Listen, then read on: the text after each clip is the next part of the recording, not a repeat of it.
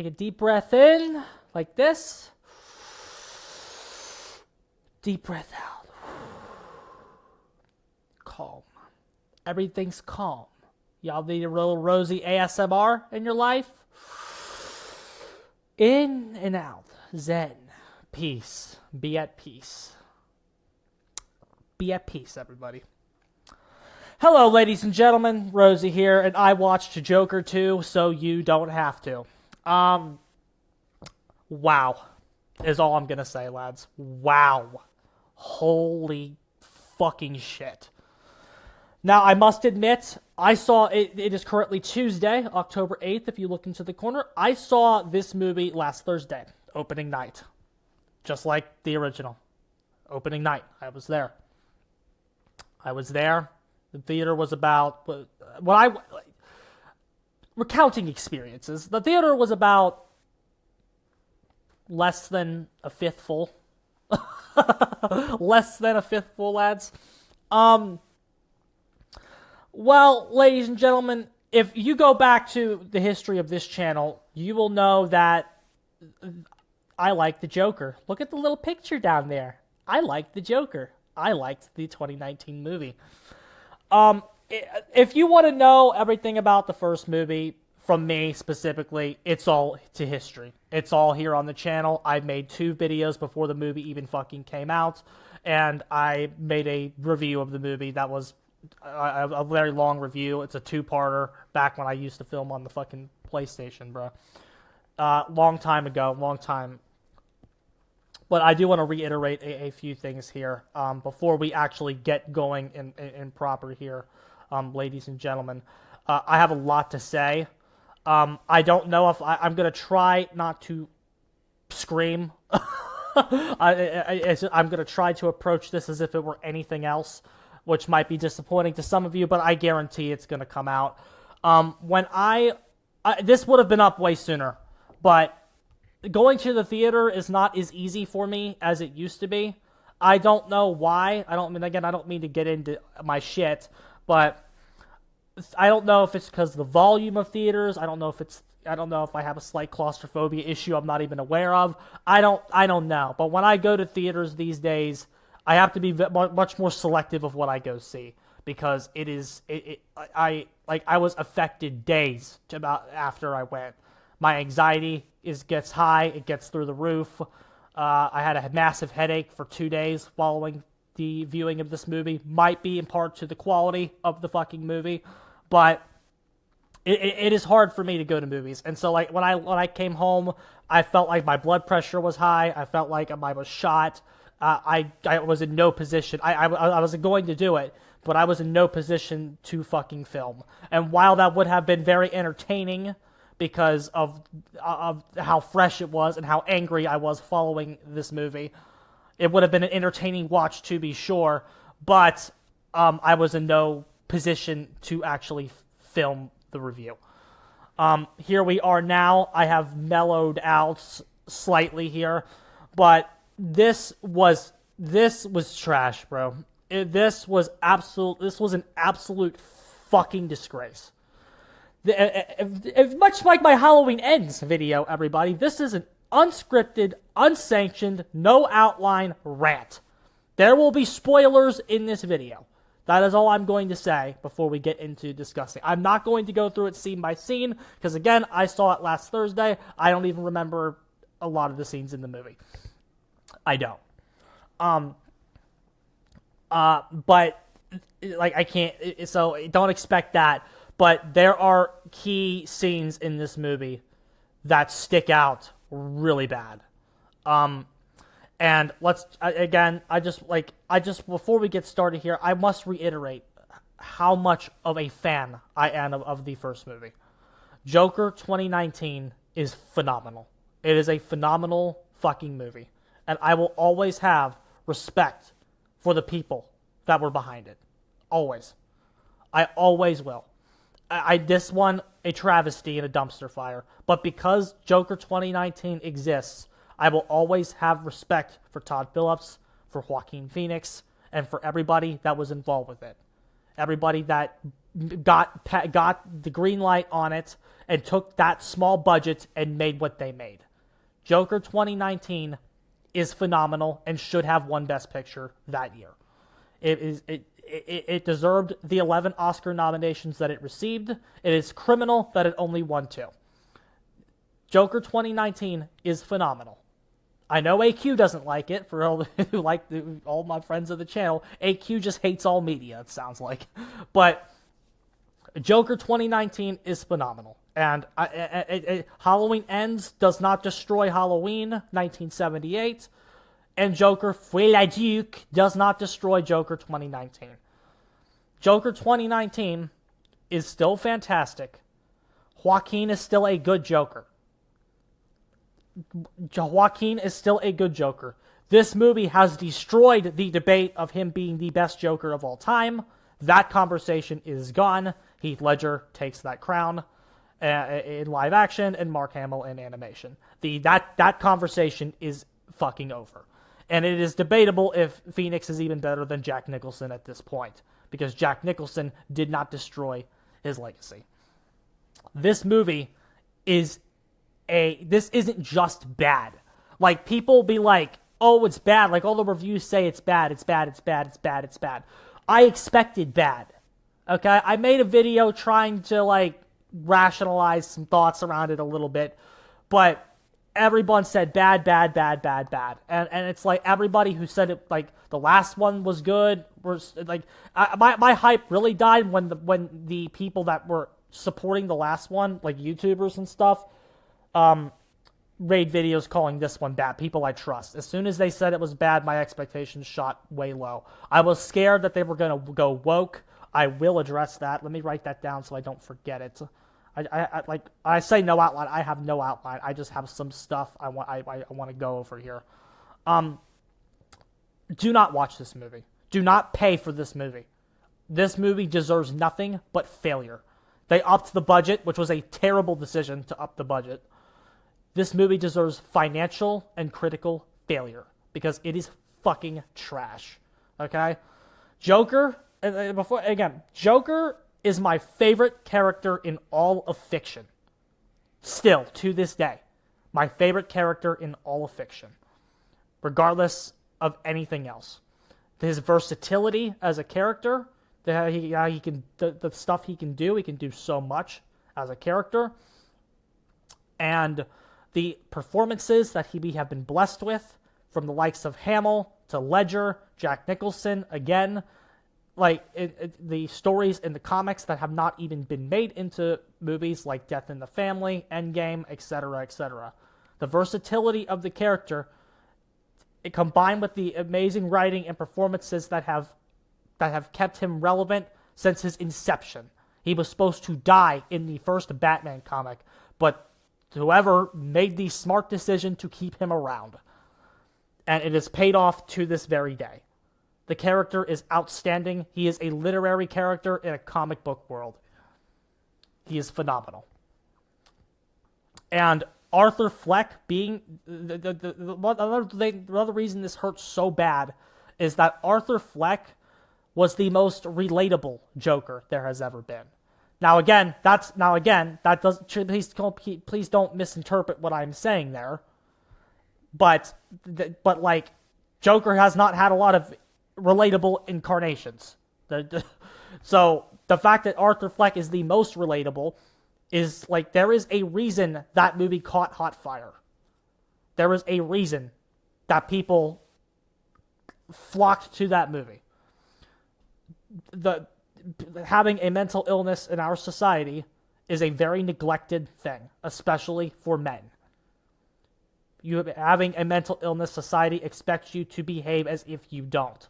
Those words that he writes in that fucking notebook in the first movie, powerful. The speech that he gives at the end of the movie before he shoots Murray Franklin is powerful. It's powerful. The movie was powerful.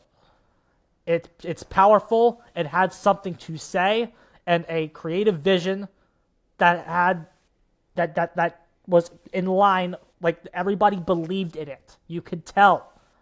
You could tell that every person behind the production believed in it and what they were saying, and that goes a long way. There is a reason that there is a significant difference between that one and this one, because this movie had no message. This movie, the people did not believe in it. They did not believe in what they were saying. They didn't know what they were saying at all. If anything, all it does is to go on to trash the character. There is a reason that so many people dressed up like this Joker, bro. It wasn't just a fad of the year. There was a reason that it has lasted in our culture. There is a reason that memes are still made about the 2019 Joker and the fucking stairs. The shit in it was powerful. And the stairs, and like how you saw him going through his mundane existence to descending the stairs, going down, like he was going down the stairs as he spiraled into madness, dancing as he went there, losing his grip on reality and life. Because a lot of people do lose their grip on reality and life. It's just like that fear of what you can, like that fear of what you can become, and that fear of like that movie about, it's a Joker 2019. I've said this in my review. It is a movie about love and what you can save someone from becoming if you give them the time of day. It is a truly phenomenal piece that I cannot believe the same crew and writers were involved. It is astronomically bad how much they fucked this up. This is not just a bad movie. If it was bad, I could live with that.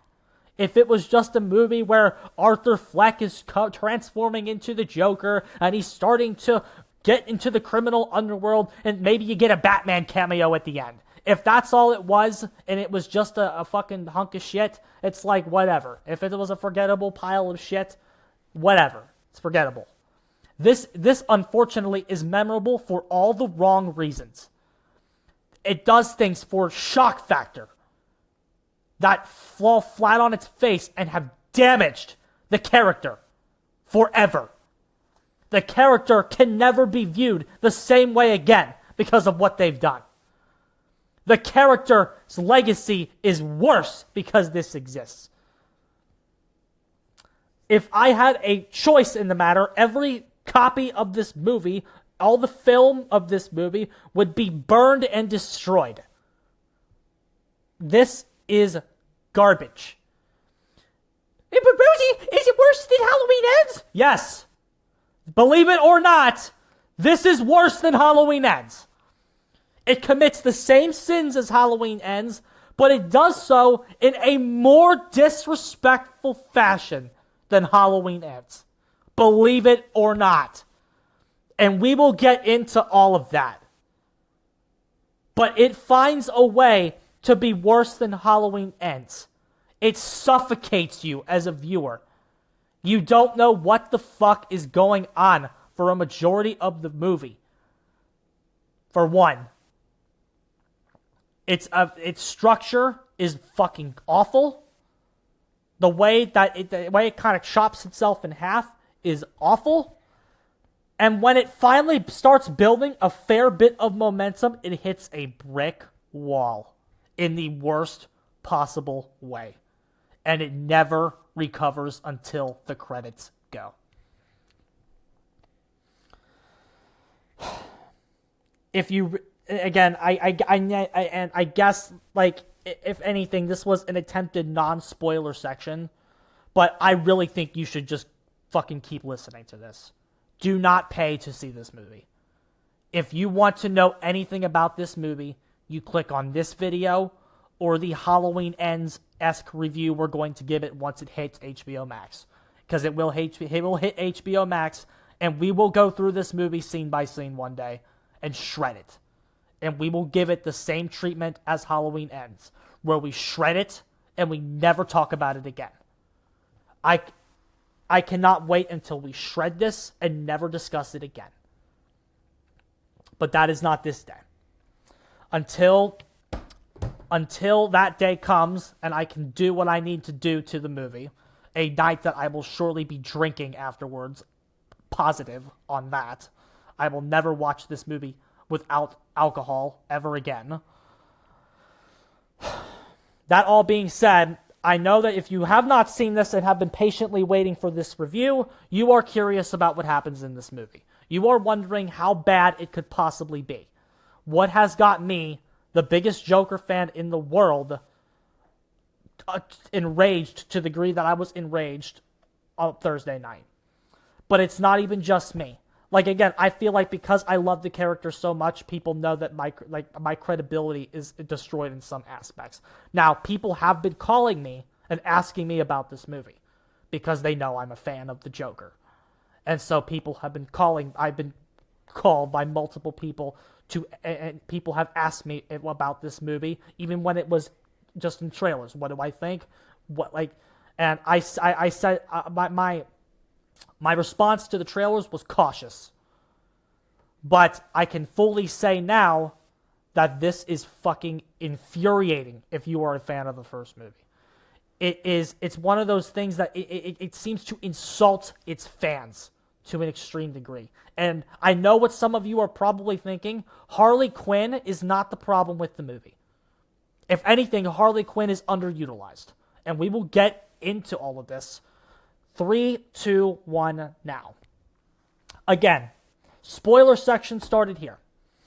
Again, I don't have a scene-by-scene breakdown for you. I'm just going to give you a general sense of the structure and some of the stuff that they do in this movie. The movie opens with Arthur at, he's in prison, okay? He's not in an insane asylum. He is in prison. Because they have not had his trial yet, or whatever. That's what they say. So, like his defense attorneys and shit, they are like Harvey Dent is the prosecutor, okay, and his defense attorneys are pleading insanity to get him to an insane asylum so he will have better care and treatment for his mental health. That's what the defense is pleading. Harvey Dent is going for the death penalty. So. The first half of the movie is more about Joker meeting Harley Quinn and all of that. The Harley plotline doesn't start till about 20-25 minutes in. It's all just Arthur at prison first. That's what you kind of get first. And there's this security guard that's kind of with him and kind of like follows him around and stuff. And there's this really awkward scene where this is the first thing that threw me off right away.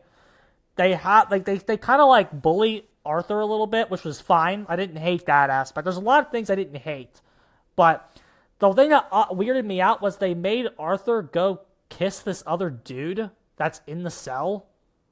It just comes out of nowhere. I don't know why it's there. It's almost just there. Again, just for make you go, what the fuck are you doing, right? It's one of those things that it's it doesn't make character sense, as Arthur had a clear attraction to Zazie Beetz, don't we all, in the previous movie? So there was nothing set up about a same-sex thing there. There's again, not that it would be good even if it was properly set up. It's just there was not, so it just kind of comes out what are we doing? But so that just makes you kind of go, the Roman Reigns meme where he's it kind of makes you go like that first. But the first major instance of this movie, it's all a bunch of pointless dialogue. But then there is an admittedly good scene where he is locked up at night and the music is playing in the background. It's a remix of the score from the first movie. I believe the composer returned, but so when he's getting locked up, I was like, okay, I kind of like what they're doing there. But the first major sequence of this movie that I remember is when he is walking with the guard and he sees Harley. And it's the scene from the trailer where they kind of make eye contact with each other, okay? And Harley Quinn is who goes by Lee in this, by the way. She is at this choir thing or some shit. I don't know if they kind of say she comes and goes to the place. she kind of checks in and out, they say. So I don't really know if she was like in prison or if like there was like if like he was in the prison section, but she was in like the mentally ill section of the facility or whatever. I don't know. They weren't really clear on that, or I just don't remember because it's been a couple days. But basically, Joker sees Harley, Harley sees Joker, and he wants to meet her clearly. But plot convenience with good behavior, because Arthur's had 0 incidences since going to prison. Once he has gotten to prison, he has ceased being Joker, if you will, and he is Arthur again. So like the guy from the first movie, but in like the first act. So he doesn't have any incidences. He doesn't talk at all very much. He just kind of keeps to himself. Got it? So since he's had good behavior, again, this is just plot convenience. He doesn't request to go here or anything, but plot convenience states that he has to go meet Harley Quinn. So he gets to go to the choir thing that she's at. Got it? Okay. The fuck? Okay. So he meets her and they talk, okay, and she starts talking about her past and how she kills her parents by burning them in a fire or some happy horse shit. And again, I'm not going to go over, I don't even remember all this, but basically she knows exactly who he is. She watched this TV movie about him 20 times. It was really good. Basically, the first movie is what they're kind of implying there. They kind of use it as a subtle jab at the first movie a lot. Like, they attack the first movie multiple times by saying that the television movie of the events that took place was not good. Like, they continuously attack the first movie multiple times in that regard. So again, that's a big fuck you to your audience right there, because everybody in that theater loves the first movie. I went and saw the first movie 7 fucking times. I ain't going to see this one ever again. 7 fucking times. And by the way, I wasn't even close to the people that fucking went to help push it over 1 billion. Some people went like 14 times to go see that. That's the highest number I was ever told. So that's fun. But basically, he is haha for Harley Quinn instantly, because this version of Joker is like the girl's giving him attention, and I mean Lady Gaga's all right in this, I guess. Like, she looks okay, but nothing special. But the next big scene that happens in the movie is like when they're watching a choir thing. Oh, the first song, I should say. Let's start with that. He sees that Joker sees that Harvey Dent is like trying to get him the death penalty, and he starts like singing, okay? But it's all in his head, right? Like, he's just watching the TV, and like there's this musical happening in his head, okay? You probably want me to trash on these musical sequences. You probably do. Apparently, a lot of people on Twitter that didn't know it was a musical are complaining that it's a musical. I mean, I'm just going to say it. The musical aspect of this movie is not the problem. It's not. It's not. If the movie was a better script and it had like more flow and more plot going in it, like, I would be complaining about the musical sections more than I am, because I hate musicals. The problem with musicals, they only really work for a stage performance. In cinema, they halt the momentum of the story flat on its face, and you can't... I actually went to the fucking bathroom during this movie, during a musical section. They don't advance the plot in any way. There's no meat there. It's all like, I get it. I get it, Todd. It's all happening in their shared heads. I get it. But it's like, it's not even that. Like, the title translates to shared madness. It's not even that, because half the time, Harley Quinn is not even there. She's just a delusion in his head. She's just a delusion in his head in the musical set pieces half the time. She's not really there. There is no shared madness. And plus, Harley Quinn in this movie is implied to be incredibly sane. Not sane. Like, okay, she's sane enough to stand trial and go to prison, okay? Like, but it's like she doesn't even commit any crimes in this movie. The only thing she kind of does is be manipulative and emotionally abusive to Arthur, which, by the way, I don't hate that dynamic either. We'll get to that as well. But like my point is with that, like all the musical shit happens in his head, and there's no real plot advancement or anything. This is the problem with musicals inherently. The problem is that the musical aspect is the third or fourth biggest issue with the movie. So yeah. Like there's nothing worth complaining about.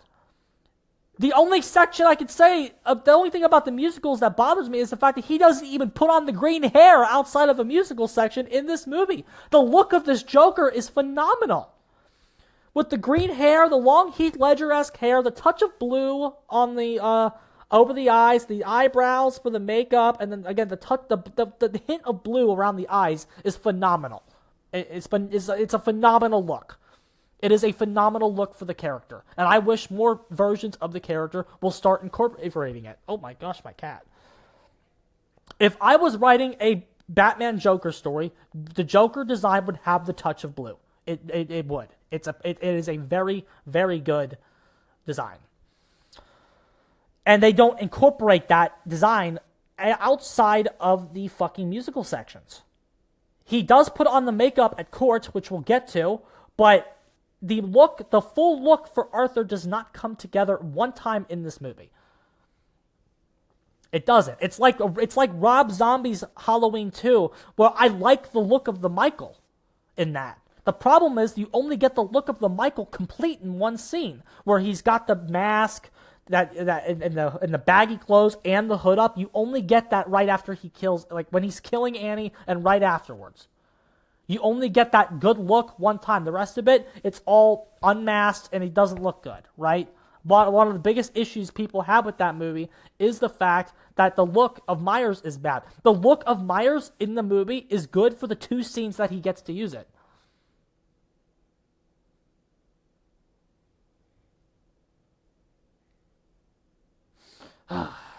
Hold on. Texting. I have female friends, guys, because I'm not an incel. Like this Joker. But anyway,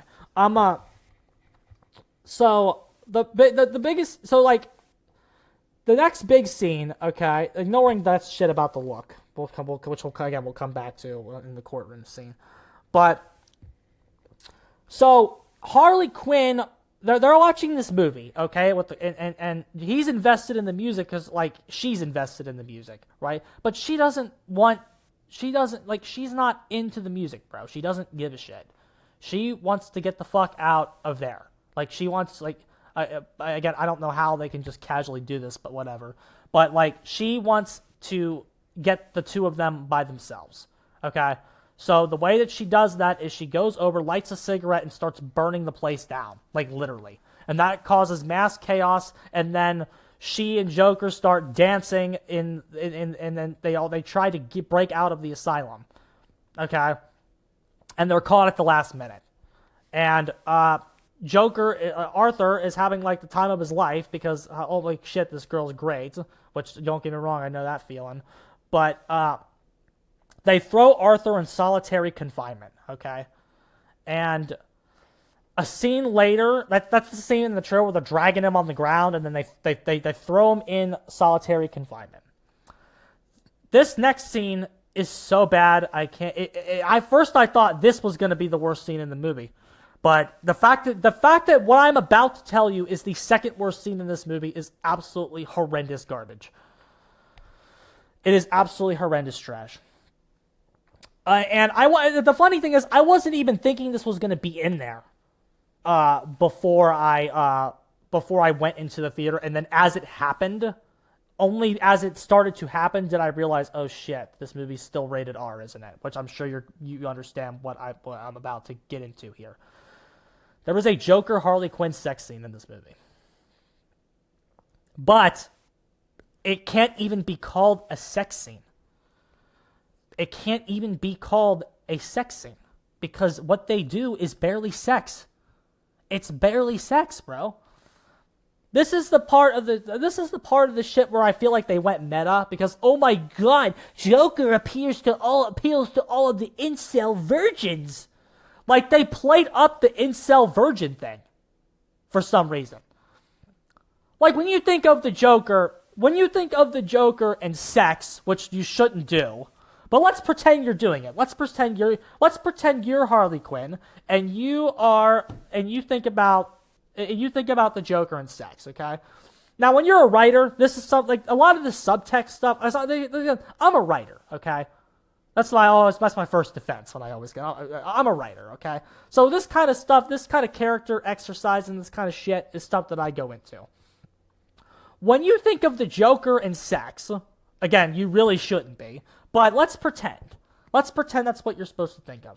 When you think of the Joker-Harley Quinn dynamic, what do you think of? I think of something much more in line with the Jared Leto interpretation, believe it or not. The thing where he's like hovering over her and he's got the electricity and he's like kind of shocking her, that kind of shit. Like that hardcore BDSM shit where he's going to use her like a fucking toy because that's what she is to him. You have to think about the internalization of the characters. The relationship traditionally is abusive, so she is a toy to him. It is a very dom-sub relationship where he is the dom and she is the sub. Right? That is what makes organic sense. Now, granted, this version of the character is different than the traditional incarnations. So that's again, we'll talk about the abuse that Harley Quinn does later, but this is a much different interpretation. And like everything on paper, it's like it technically makes sense.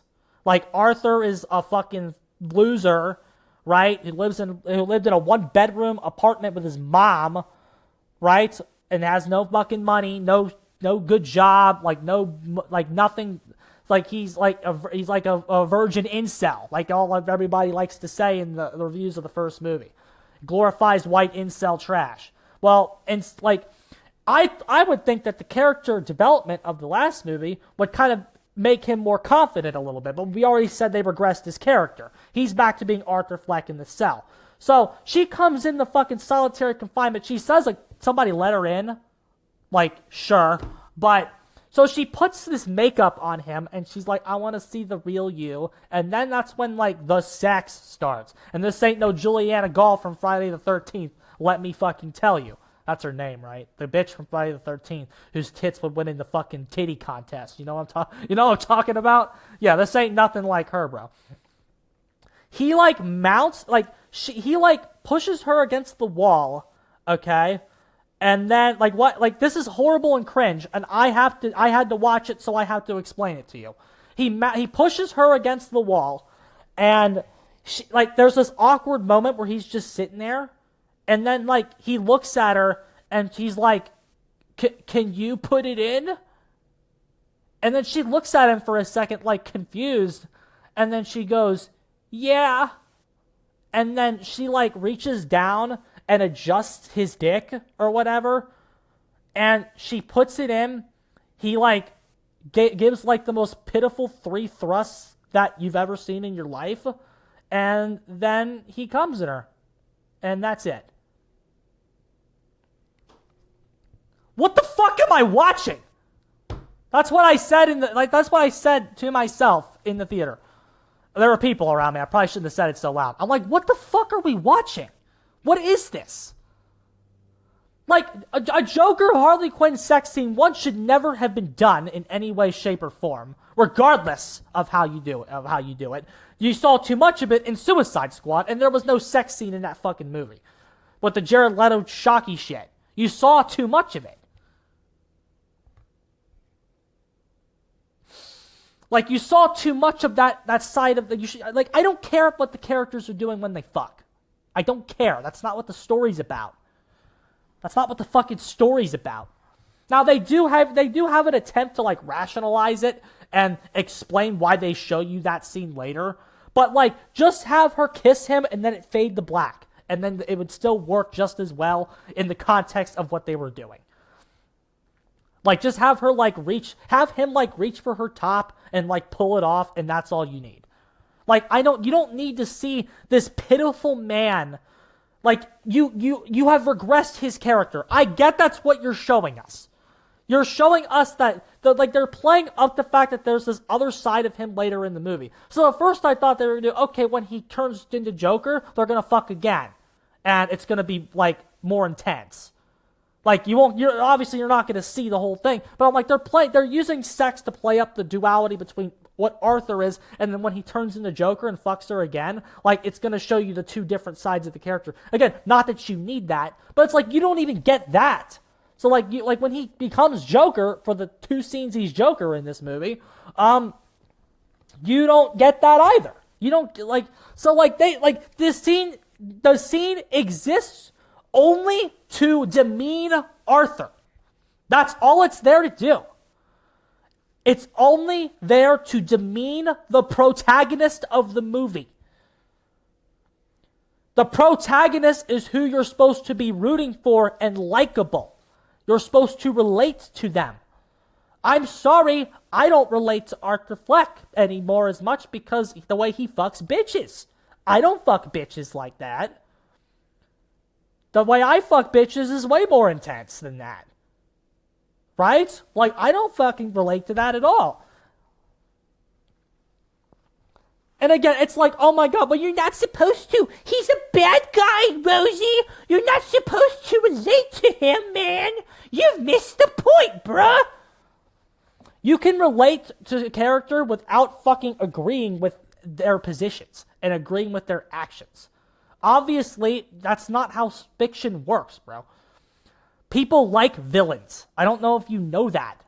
People like Michael Myers. That doesn't mean they're going to go out and stab bitches. People like Freddy Krueger. That doesn't mean they're going to go out and fuck kids. You're allowed to relate to a villain. Scar from The Lion King's a big one I hear a lot. That doesn't mean you're going to go out and kill your brother for liking Scar from The Lion King. Well, I think The Lion King's a trash movie. Thanos, people seem to relate to that philosophy. You're allowed to relate to the villains. The best villains are the ones whose ideological values and goals make sense. Jigsaw. The movie that I kept thinking of when I watched this was Saw X. Because the creators of Saw would never do what they did to Joker in this movie to John Kramer. Ever. That's how you know who truly loves what they're doing. The creators of Saw love it. You can tell in every movie, even the bad ones, that they love what they're doing. And they don't give a fuck what you think. And that's why they have a fan base. They would never do to John Kramer what is done to Joker in this movie. To this Joker. Because again, there are others. And the character is stronger than this one interpretation. And again, it is even debatable if this is even the real Joker, which we will get to as well. We're not done yet. But the scene exists only to hurt the protagonist, and that makes no sense. You're supposed to have scenes that build the protagonist up to make them better. You could have scenes that challenge them over time and maybe things where they do the wrong thing and learn from it over time. Now, again, this isn't a traditional protagonist. I know that's what everyone's going to keep saying. But again, this is one of the greatest characters of all time. People like this character. And not even just the Joker. He's not really the Joker, man. People like this character, bro.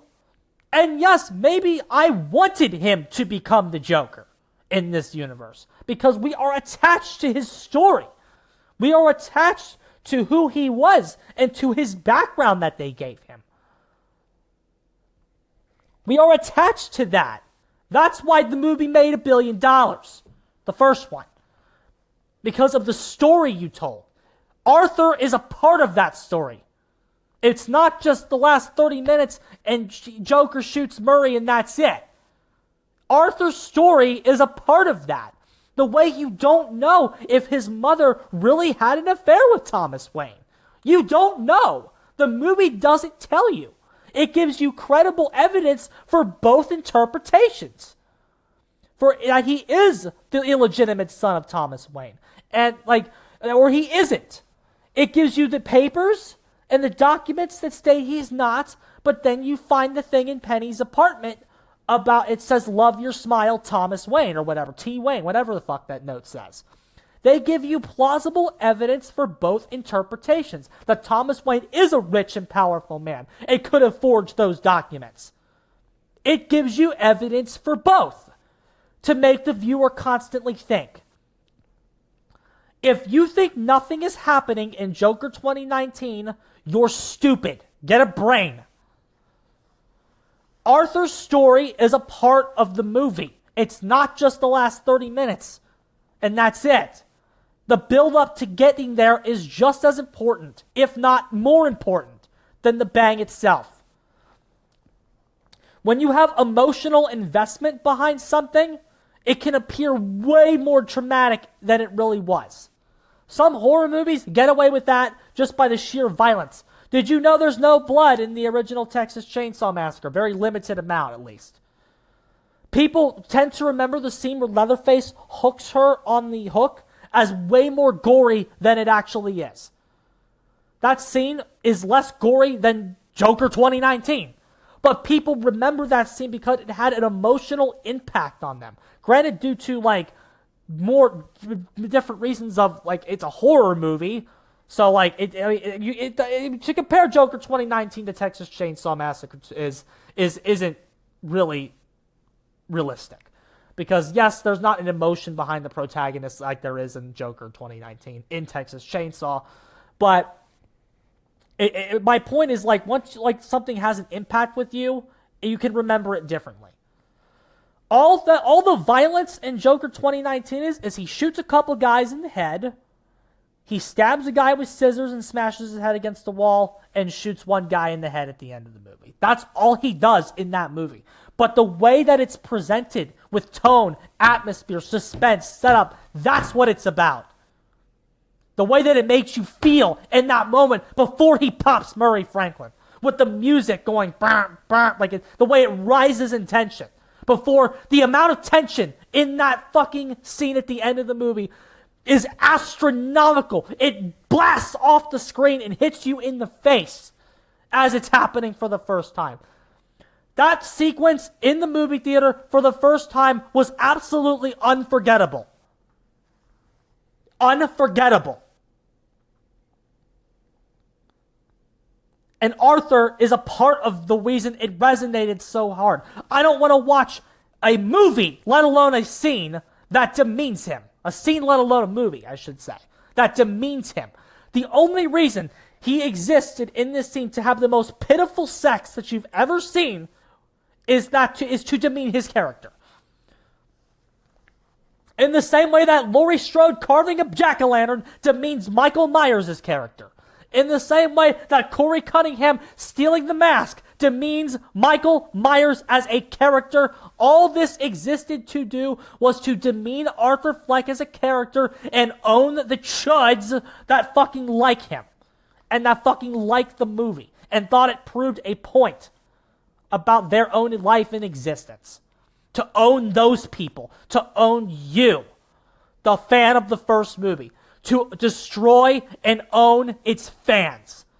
And to that I say, fuck you. Fuck you. Oh, and by the way, did you remember what I said earlier? What I just described to you? A scene that is just as bad as when Corey steals Michael's mask. That is the second worst scene in this movie. That is the second worst scene in this movie. We are not even done yet. We are not even done with how bad this shit is. So there's like some interview or something after the sex scene that makes you want to die but like the movie, again, there's musical shit happening the whole time here, which I'm not even commenting or addressing that. I already did.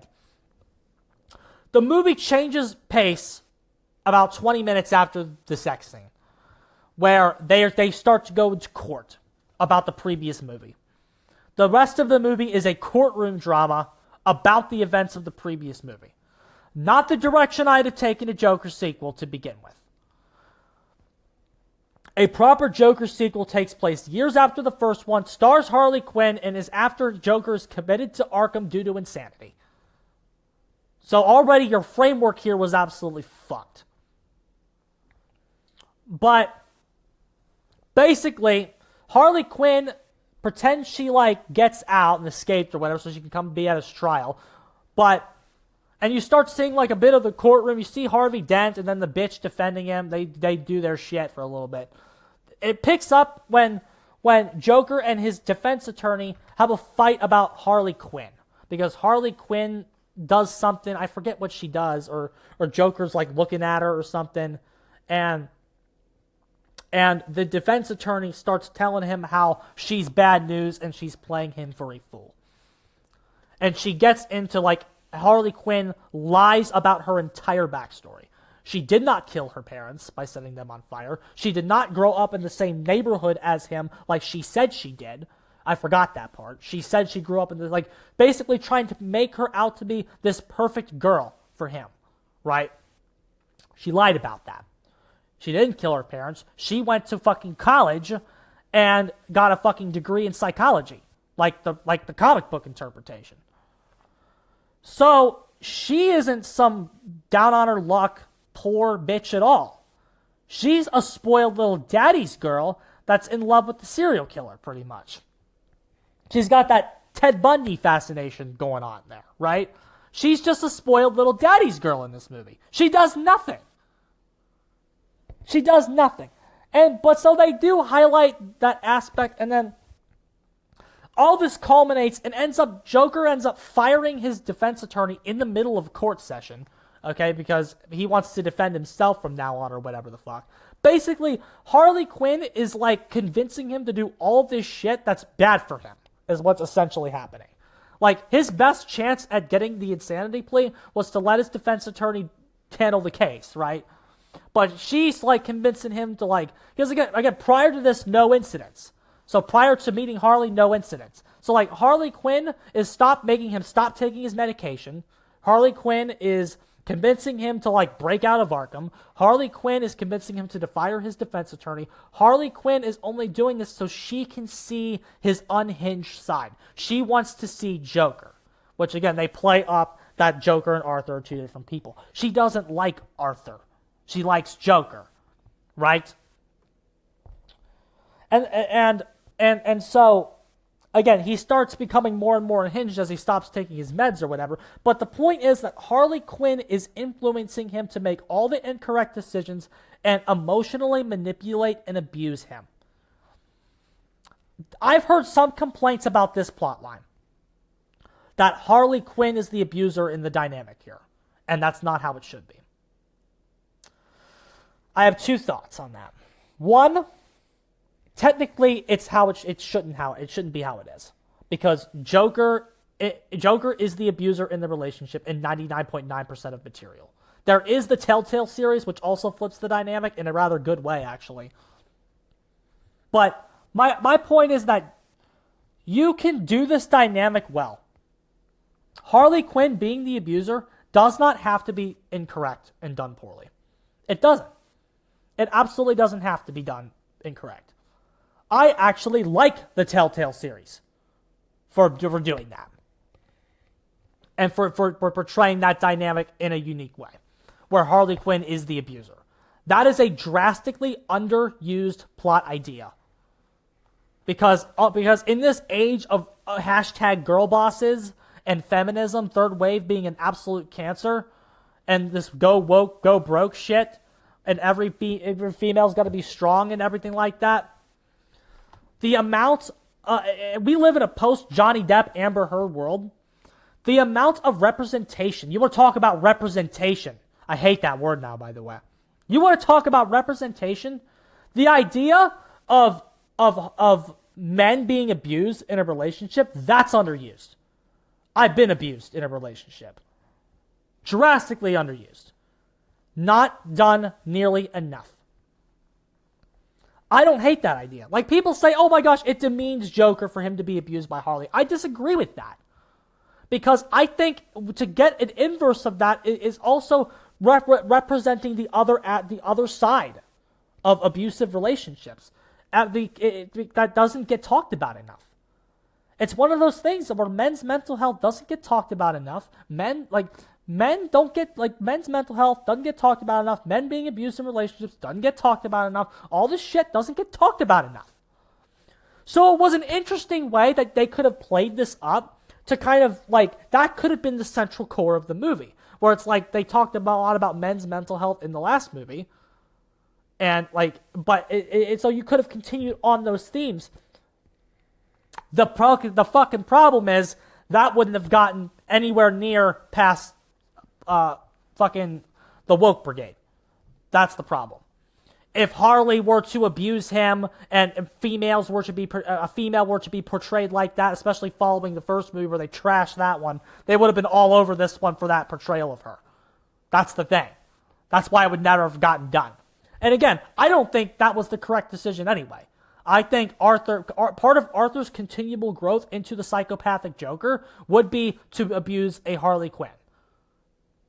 That would have been that is the objectively more correct choice. But if that's the angle that you're going to go with, again, I don't disagree with that choice either. That's not something I'm going to inherently throw a brick at and say that's awful and shouldn't have happened. But if you're going to do it, lean into it heavily. They don't lean into it enough. Harley Quinn is underutilized. She sits back in a courtroom the entire second half of the movie and does nothing except sing in the musical portions. That's why I don't think this movie went woke. People say the movie went woke. It went woke. It's a woke movie. It's not woke. It's just bad. It's just bad, and it shits on the previous movie. Something can be bad without being woke. I don't think this movie was woke. I think this movie was exceptionally terrible. Not woke. It doesn't glorify Harley. The most woke scene in the movie is when she leaves him at the end, which we'll get to. But even that's not really woke. It's just like a hashtag girl boss moment where she leaves him. Because again, she's not a good person. Harley Quinn is not a good person. She basically abuses this mental patient and gets him killed pretty much. That's pretty much what she does in this movie. Abuses him and gets him killed. Oh, and she also lies about having a pregnancy. That's another thing that she does. I forgot that part. She lies about being pregnant. But that's why they showed you the sex scene, right? Because when she comes in and says, I'm pregnant, oh, it makes sense why you showed that now. No, it doesn't. You could have just said, you could have just implied sex and left it at that, confirming it when she said that she was pregnant. But she lied about it. One of my ex-girlfriends tried to baby trap me. Women do that. Women do that, bro. They fucking lie about being pregnant. They do that shit. They do that shit, bro. And that, ladies and gentlemen, is why you always wear a condom. Because you don't want that shit, bro. You do not want that shit to ever happen. Feeling like somebody lying to you about being pregnant is awful. I know that from experience. I can say that to you. I wouldn't wish that on anybody. I would not wish that on another man. To have a woman lying about pregnancy to get you to stay with them. Taking advantage of your good character because they know that you wouldn't leave them if they were pregnant. To use that to manipulate a man. Women do that. And that's not just incel shit, bro.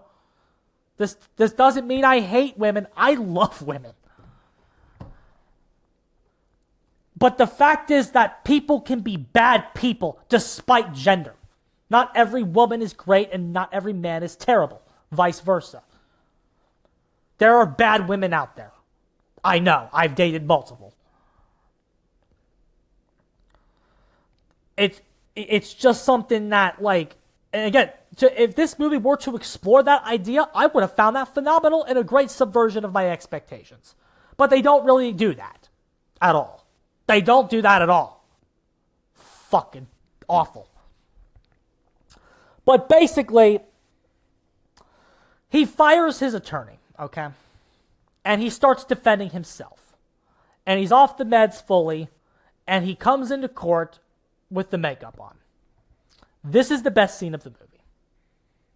This is the best scene of the entire movie. Because now you're thinking, especially once he starts doing what he's about to do here. There's a scene with Zazie Beetz. I totally forgot. I guess she didn't actually die. But I don't know what that ambulance is doing in the last movie then. But I think that's the scene where he fires his defense attorney. Because how she counter-examines Zazie Beetz. He doesn't like that. But the best scene of this movie occurs when Harvey Dent brings in the midget from the last movie. The midget comes in, who watched, if you recall, watched Arthur kill Randall by stabbing him with scissors, bashing his head into the wall. And this is where you see what this movie could have been. Because again, there's a little bit of good sprinkled throughout. Like there's a line or two, a shot, a score choice. There's some stuff in here, and even, again, the courtroom drama could have worked. I like the fact that Harvey Dent was the prosecutor. I liked that. There's a little bit of good sprinkled throughout. So, but the scene that shows you what this movie could have been is when the midget comes in. The midget walks into the courtroom and sits down, and he starts testifying. Okay, he puts his hand over, again, because he's a midget, he puts his tiny hand over the Bible and puts his other tiny hand up. Because again, I said this in my last review, and this is politically incorrect and I don't even care. Because he is a midget, there is sympathy inherently there. Because he has a physical disability. The character has physical limitations. And everyone makes fun of him for being a midget. And I like the little fucker that plays him, too. I don't know him. I've never seen him not in a movie role, but it's I like the little guy, right? I think he plays the character well. He's got a nice, strong British accent. He did a really good job at portraying the midget character in the last movie. He was a very good character, and he was portrayed extremely well. He doesn't have a lot of scenes, but he's a good minor character. And he was a good minor character in this movie. His scene in this movie is by far the best part. His chemistry with Joaquin is phenomenal. And by the way, the acting is not the problem here. Joaquin brought his A game to a role that didn't deserve it. Lady Gaga is not terrible as Harley. She is not better than Margot Robbie because Margot Robbie is playing Harley Quinn.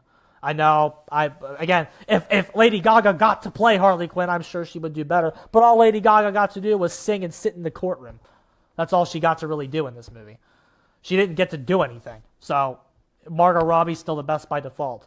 But the midget sits down, and Harvey Dent goes through his examination and is done. And then Joker gets to cross-examine him. Okay? And Joaquin is wearing the makeup without the green hair. So he's just Joker with the makeup on, no hair. But this is the best scene of the movie. They talk about a couple things. A few lines stood out. Joker starts berating the midget, blah, blah, blah. He starts talking in this really weird voice. And it's you're watching this going, Joaquin's a great Joker. He got to play Joker in this scene. Wow, shocking. When he got to play Joker, he was good at it. It's a shame that the rest of the fucking he got to play Joker for 10 minutes at maximum. But this scene with the midget's really good. He goes back and forth with the midget starts crying because he starts saying his lines are powerful. He's I learned, he starts when Joker was killing Randall, he's I learned how helpless I truly was in that moment. He said he's scared and sad all the time now, blah, blah, blah, blah, blah. And then the line that was really the most sad was he said, he starts saying he says some of the stuff that Arthur said to him in the room. He starts saying, how do you think I feel, Arthur? You're the only one at work who was ever nice to me. Right? Because that's what Arthur says right before he kisses him and lets him out, right? The midget says, you're the only one at work that was ever nice to me. And so, the midget's only friend was a psychopath, right? His only friend at work was a psychopath. And so he doesn't know who he can trust or anything like that. He doesn't really feel like he should even be alive. He couldn't do anything in that moment because he was physically powerless to stop Arthur from killing Randall. And that's what this movie could have been. It would have gotten repetitive, and it wouldn't have been a masterpiece. But it's like Joker cross-examining everybody in the last movie that survived. So, like, maybe he cross-examines Zazie Beetz. That's another thing I wish we got to see. Joker having more interactions with Sophie, with Zazie Beetz. Maybe like playing up the fact that her daughter was scared. Like, stuff like that. Like Zazie Beetz. Maybe the old woman on the talk show, right? Remember the one he smooches when he comes out? Maybe she could have been there. The detectives from the last movie were absent in this one. His therapist was there, which I liked. I would like to see him cross-examine her. Like Joker acting as his Ted Bundy-esque own defense against these charges. And then at the end, he's found guilty instead of insane. His mob breaks him out, and that's the end of or something. Or Harley breaks him out, and that's the end. And then it sets up for a third movie where, I don't know, Batman's there. Like, you have a fucking finale to a trilogy where Batman is there. It wouldn't have been a masterpiece, excellent class. But again, this concept is still limited by the fact that it's Batman, right? Like, I love Batman, don't get me wrong. And it's amazing that The Dark Knight won an Oscar, much less Joker winning the Oscar. But, like, there's still a limit. Like this movie ain't going to be up for any Oscars. Well, deservingly not. It's horrible. But it's like there's a limit to the material.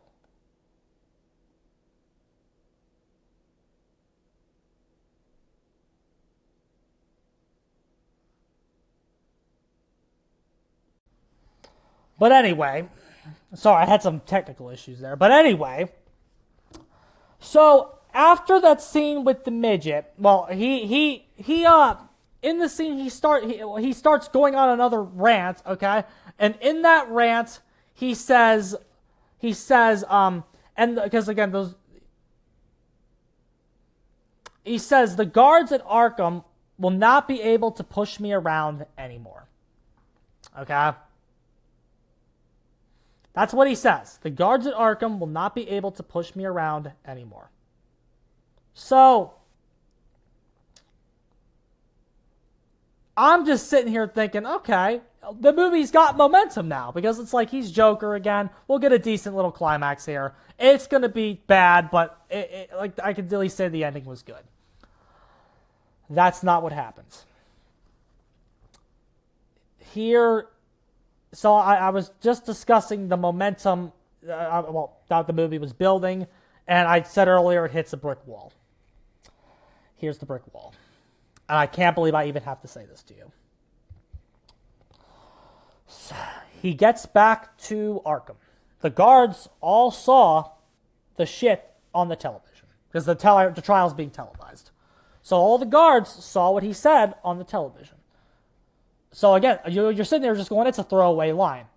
And so he gets in, and then he's Joker, like he's got all his makeup. He goes, "Ooh, I'm in trouble, aren't I?" Like almost like giddy, the fact that they're about to beat the shit out of him, which they start doing. Which again, you're a Joker fan. Joker is not known for being physically imposing, right? Like that's not what he does as a character. He's not physically imposing on anybody. The fact that fucking Heath Ledger's Joker beats the shit out of Batman is a thing that some people have a problem with. I don't. I thought it was a nice inversion of something because it's not that Joker getting his ass beat is a problem. It's just that when you see it all the time, it's like I like the character. I'd like to see him win a couple fights every now and then in a universe that's about fighting. But so the guards they beat him up. Same old song and dance. Ha ha ha ha ha. They're beating him up. It's funny, because he doesn't care because he's the Joker. So they're beating him up, and he's gonna just laugh at him the whole time. Then they get him to the sink.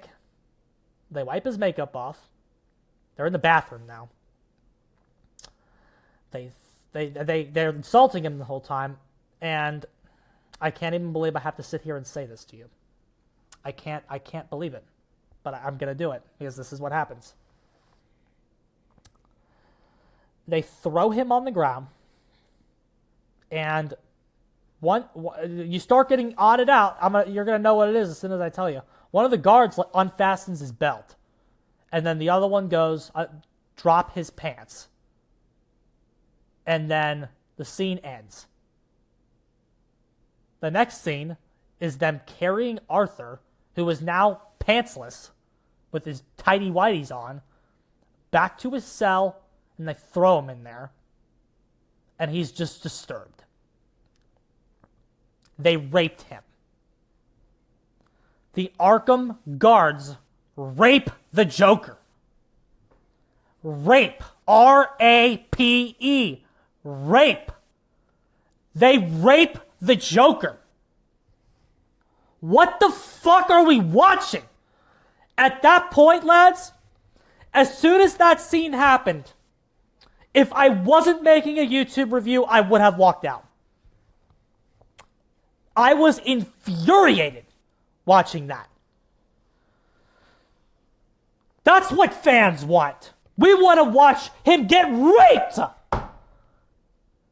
That's what all the fans want. We want to watch him get fucking raped. We want to watch Joker get raped by Arkham guards.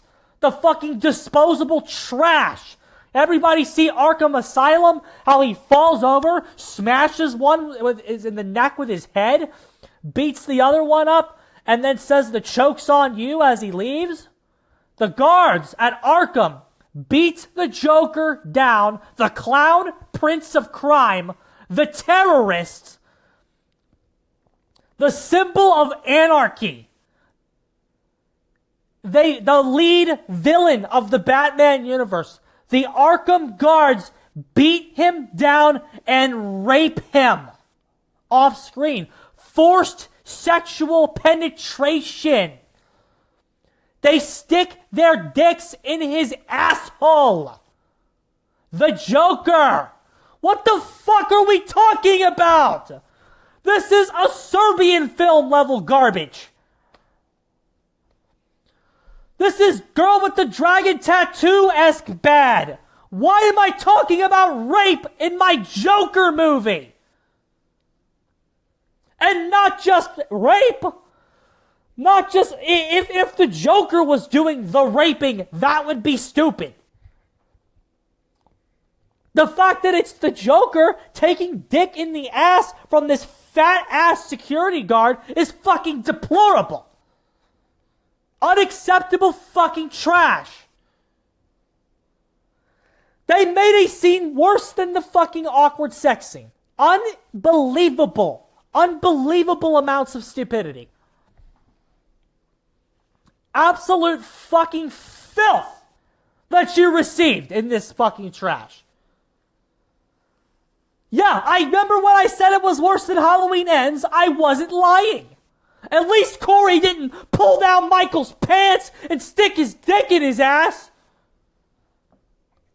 At least Laurie Strode didn't put a strap-on on and fuck Michael's mouth with it. At least Allison didn't take her fucking ass and wipe the mask on it. It wasn't that disrespectful. At least the themes of the character were attempted to be transferred to Corey. Like they kept the shapeness aspect where the evil essence. They attempted to transfer that to a different character. In this one, they just said, your protagonist, your hero, the character that you're supposed to like and relate to, a supervillain, is raped by characters that are in any other medium disposable trash. Raped. I was told in college, in my master's, if you can use anything that isn't rape, you don't use rape. I will never use rape in my writing. Don't use rape. And honestly, Todd, it's not something you're qualified to handle respectfully anyway. Rape should be specifically used by people that have endured it. Or people that have consulted those people. That is a topic that is very sensitive. And it is used very disrespectfully to the Joker, for one, and two, for nothing more than shock value. To shock you. Because the script is bad. So they put rape in it to force a reaction. They rape the character to force you to react. Rather than getting you to have the organic response of the first movie. Talentless writing. Rape is used here to force a reaction because the script isn't getting it done. In any scene outside of the courtroom with the midget. And that is facts. That is fucking mad facts.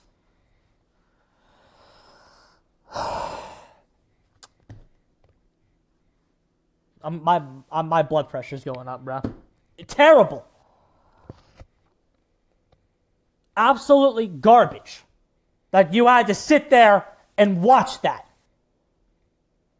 Literally, the first movie's legacy died as soon as they throw him in the cell. Embarrassing. Absolutely embarrassing.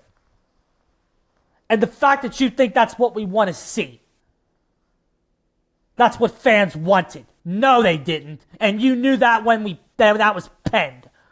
It almost felt studio mandated. The amount of disrespect that the character's given here. And the movie, unfortunately, has to go on. So, Joker's now in a situation where he's his own defense. And he is in no mental position to be Joker. The rape destroys him. The rape ruins him. It's not just a throwaway scene and it's over. The rape destroys Joker. Joker's personality was shining through in Arthur. The rape destroys Joker and Arthur is back. At the trial the next day, Arthur offers no defense and in his closing statement walks over to the jury, says there is no Joker, there's just me, Arthur, and I also killed my mom that you don't even know about. Confesses to killing his mom right there. And there is no Joker. I did all of it. Harley Quinn is shocked and walks out of the courtroom, glaring at him the entire way.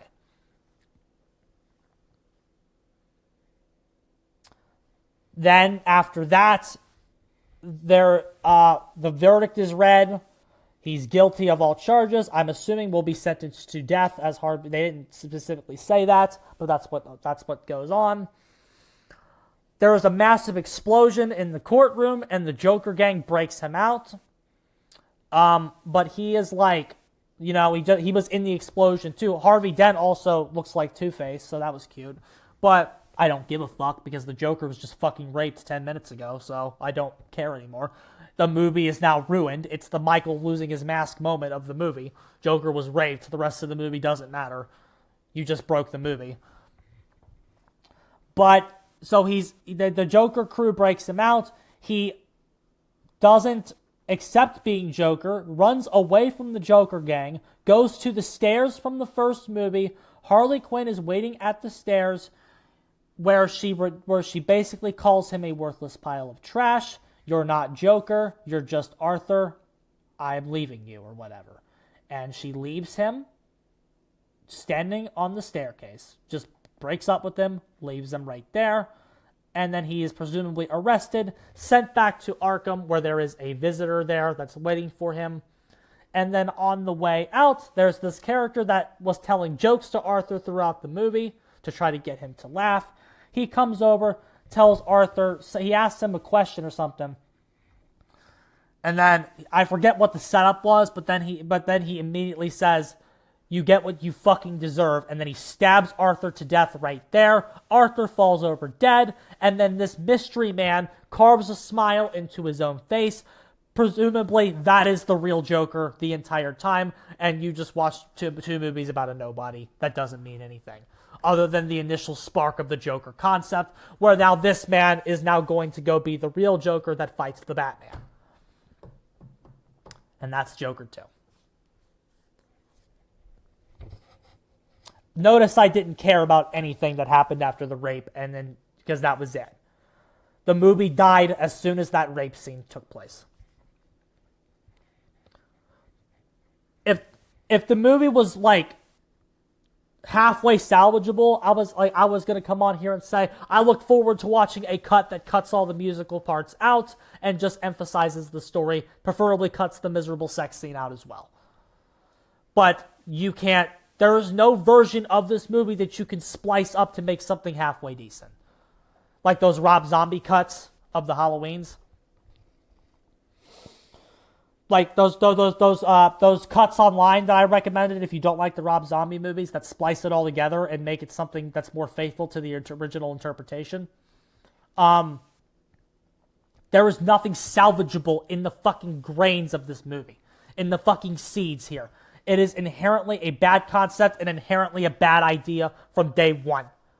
The fact that this script subsequently went through multiple drafts without anybody saying that it was terrible and made no sense and destroys the movie, destroys the character, probably shouldn't have done it. I don't care that wasn't Joker.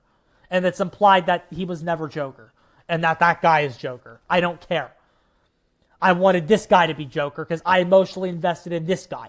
I watched 2 movies about this guy, not that guy. I watched 2 movies about Arthur Fleck. Not about the guy who, basically, it's funny that guy's the one who shanked him. It's like Heath Ledger's Joker came up and stabbed this fool and then carved the smile that you see in The Dark Knight. That's pretty much what it is. Heath Ledger's guy pretty much comes up and shanks him, and that's it. An absolutely miserable disgrace. Who was fucking coming to see him? Who does he have? It wasn't Harley. Who was it? You're never told. Not that it matters. Not that it fucking matters. An absolute waste of your time and a waste of your investment as a fan. A waste of your life and a waste of your money. Don't fucking go see this. Wait till it comes out if you really want to see it. Or wait till I deep dive. Because this wasn't even the deep dive. And this is going to be an hour 30 minutes. This wasn't even the deep dive. That deep dive will probably be 3 hours. Once I tackle it. Which I'm dreading, by the way. That'll probably be next year. An absolute fucking disgrace and a fucking insult to me and you. An insult to me on a personal fucking level. I hate shit that insults me. And insults my fan investment. That insults my love and passion for this shit. That's what I can't stand. That's why I hate Halloween Ends, and that's why I hate this shit. That's why I hated Cad Bane showing up and getting destroyed in one episode. When you insult my fan investment, that pisses me off. When you insult me for loving and caring about your product, that pisses me off.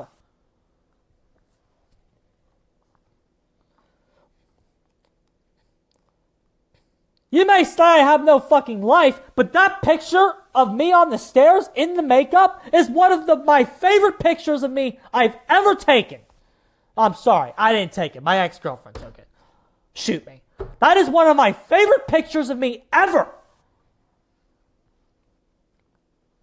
Because I love that movie, and I love what they did, and I love the character. I love the Joker. And that will never change. This shit wasn't it. That was not it. And don't give me that he was not the Joker. Fuck you. Fuck you. Part of the organic character development was going to be how you watch him grow from nothing into something. That was why him sitting on the car was so powerful at the end of the first movie, where he stands up, blood smile, cheering all around. It's an inversion of the hero's trope. It's an inversion of the hero's journey. How he was nothing and became something through scum and villainy, because nobody fucking cared about him until he became that. A powerful inversion on the hero's journey and a critique of modern media. glorifying all of the fucking nobodies that fucking school shoot and are criminals, etc. And the danger of what an unchecked mental illness could do to somebody. Not to the extent of that, but how an unchecked mental illness can ruin someone's life. All shat on with that. That character that was that symbol for your mental health was fucked in the ass by 3 prison guards. Fuck you. Fuck you and fuck you for insulting me, for caring, and for loving what you did 5 years ago.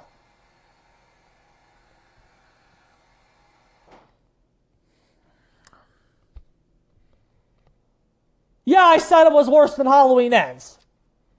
I definitely am living up to that statement, aren't I? Fuck you.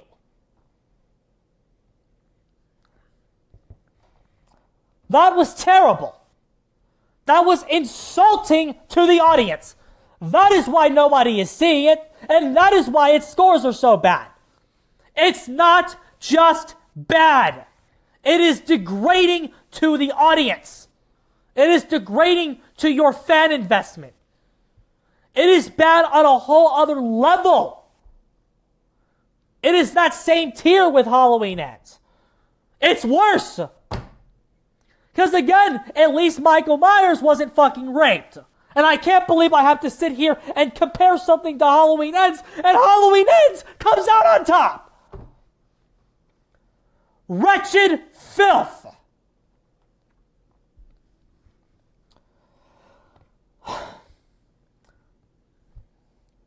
And that, my friends, is not playing it up. That is an organic fucking reaction. If you want to see, what does Rosie actually look like when he's not playing it up, man? That's it right there. Legitimately infuriating. I'm going to blow a gasket if I stay here another minute. So, literally, that's all I have to say. I'm done. I'm going to go take a salt bath and lower my fucking anxiety. Because my anxiety's bad again. Jesus Christ, bro. Fucking garbage. I'm getting the hell out of here. GG's.